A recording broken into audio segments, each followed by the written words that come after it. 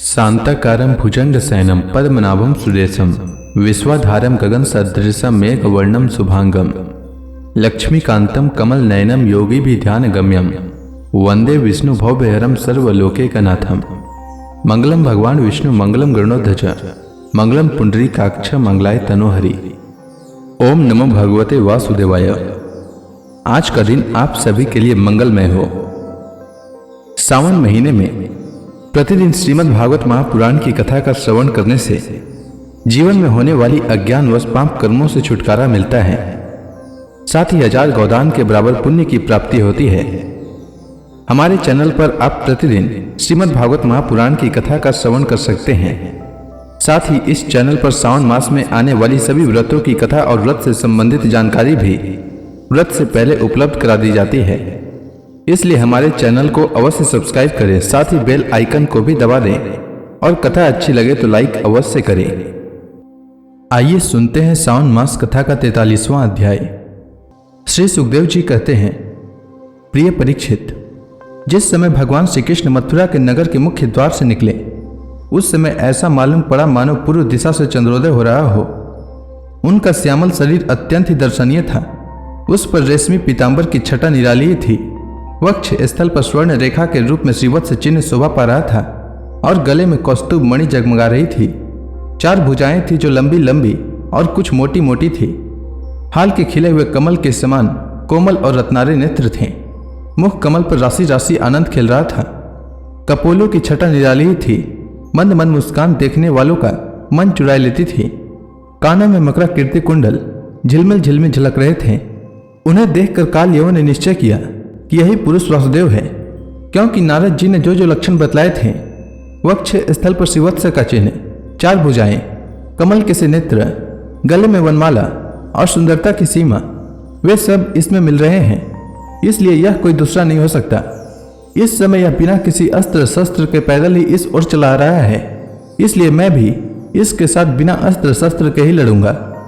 ऐसा निश्चय करके जब काल यवन भगवान श्री कृष्ण की ओर दौड़ा, तब वे दूसरी ओर मुख करके रणभूमि से भाग चले और उन योगी दुर्लभ प्रभु को पकड़ने के लिए काल यवन उनके पीछे पीछे दौड़ने लगा। रणछोड़ भगवान लीला करते हुए भाग रहे थे। काल यवन पग पग पर यही समझता था कि अब पकड़ लूंगा। इस प्रकार भगवान उसे बहुत दूर एक पहाड़ी की गुफा में ले गए। काल यवन पीछे से बार बार आक्षेप करता कि अरे भाई, तुम परम यशस्वी यदुवंश में पैदा हुए हो, तुम्हारा इस प्रकार युद्ध छोड़कर भागना उचित नहीं है। परंतु अभी उसके अशुभ निशेष नहीं हुए थे, इसलिए वह भगवान की पाने में समर्थ न हो सका। उसके आक्षेप करते रहने पर भी भगवान उस पर्वत की गुफा में घुस गए। उनके पीछे काल यवन भी घुसा। वहां उसने एक दूसरे ही मनुष्य को सोते हुए देखा। उसे देखकर काल यवन ने सोचा, देखो तो सही, यह मुझे इस प्रकार इतनी दूर ले आया और अब इस तरह मानो इसे कुछ पता ही न हो, साधु बाबा बनकर सो रहा है। यह सोचकर उस मूढ़ ने उसे कसकर एक लात मारी। वह पुरुष वहां बहुत दिनों से सोया हुआ था। पैर की ठोकर लगने से वह उठ पड़ा और धीरे धीरे उसने अपनी आंखें खोली। इधर उधर देखने पर पास ही काल यवन खड़ा हुआ दिखाई दिया।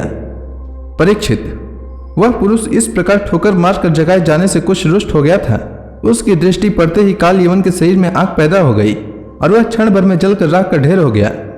राजा परीक्षित ने पूछा, भगवान, जिसके दृष्टिपात मात्र से काल यवन जलकर भस्म हो गया, वह पुरुष कौन था? किस वंश का था? उसमें कैसी शक्ति थी और वह किसका पुत्र था?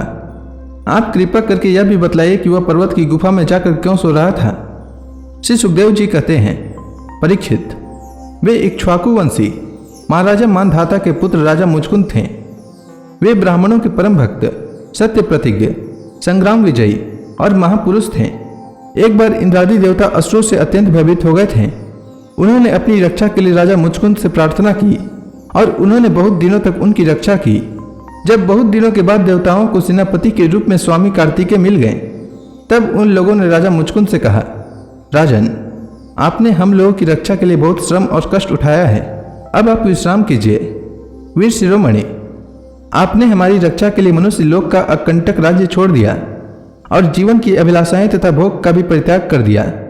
अब आपके पुत्र, रानियां, बंधु बांधव और अमात्य मंत्री तथा आपके समय की प्रजा में से कोई नहीं रहा है। सब के सब काल के गाल में चले गए। काल समस्त बलवानों से भी बलवान है। वह स्वयं परम समर्थ, अविनाशी और भगवत स्वरूप है। जैसे ग्वाले पशुओं को अपने वश में रखते हैं, वैसे ही वह खेल खेल में सारी प्रजा को अपने अधीन रखता है। राजन, आपका कल्याण हो। आपकी जो इच्छा हो हमसे मांग लीजिए। हम केवल मोक्ष के अतिरिक्त आपको सब कुछ दे सकते हैं, क्योंकि केवल मोक्ष देने की सामर्थ्य तो केवल अविनाशी भगवान विष्णु में ही है।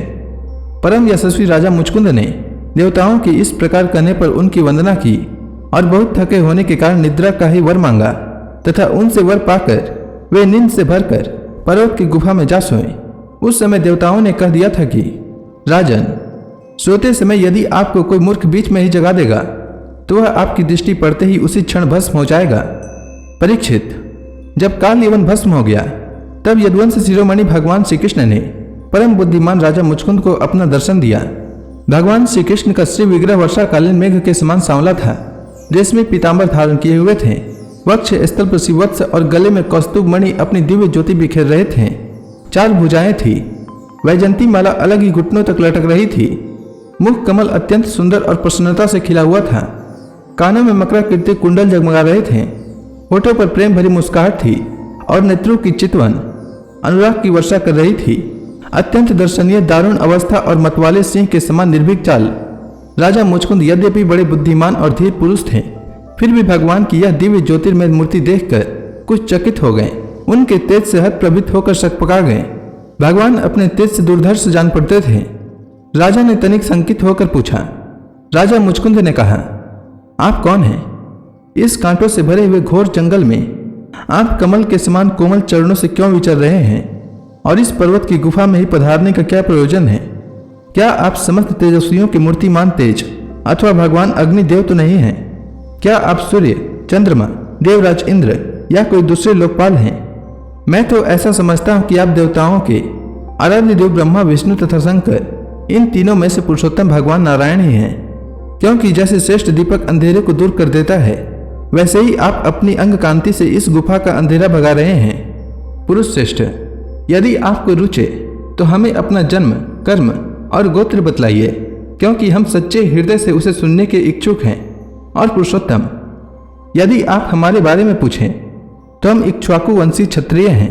मेरा नाम है मुचकुंद और प्रभु, मैं युनास्व नंदन महाराज मानधाता का पुत्र हूँ। बहुत दिनों तक जागते रहने के कारण मैं थक गया था। निद्रा ने मेरी समस्त इंद्रियों की शक्ति छीन ली थी, उन्हें बेकाम कर दिया था। इसी से मैं इस निर्जन स्थान में सो रहा था। अभी अभी किसी ने मुझे जगा दिया। अवश्य उसके पापों ने ही उसे जलाकर भस्म कर दिया है। इसके बाद शत्रुओं के नाश करने वाले परम सुंदर आपने मुझे दर्शन दिया। महाभाग, आप समस्त प्राणियों के माननीय हैं। आपके परम दिव्य और असहाय तेज से मेरी शक्ति खो गई है। मैं आपको बहुत देर तक देख भी नहीं सकता। जब राजा मुचकुंद ने इस प्रकार कहा, तब समस्त प्राणियों के जीवनदाता भगवान श्री कृष्ण ने हंसते हुए मेघ ध्वनि के समान गंभीर वाणी से कहा। तो इसी के साथ यह अध्याय समाप्त हुआ। इसके आगे भगवान श्री कृष्ण ने क्या कहा, यह मैं कल के अध्याय में सुनाऊंगा। तब तक के लिए भगवान हरि का नाम लेते रहें। तो प्रेम से बोलिए भगवान विष्णु की जय, श्री कृष्ण भगवान की जय, समस्त देवी देवताओं की जय।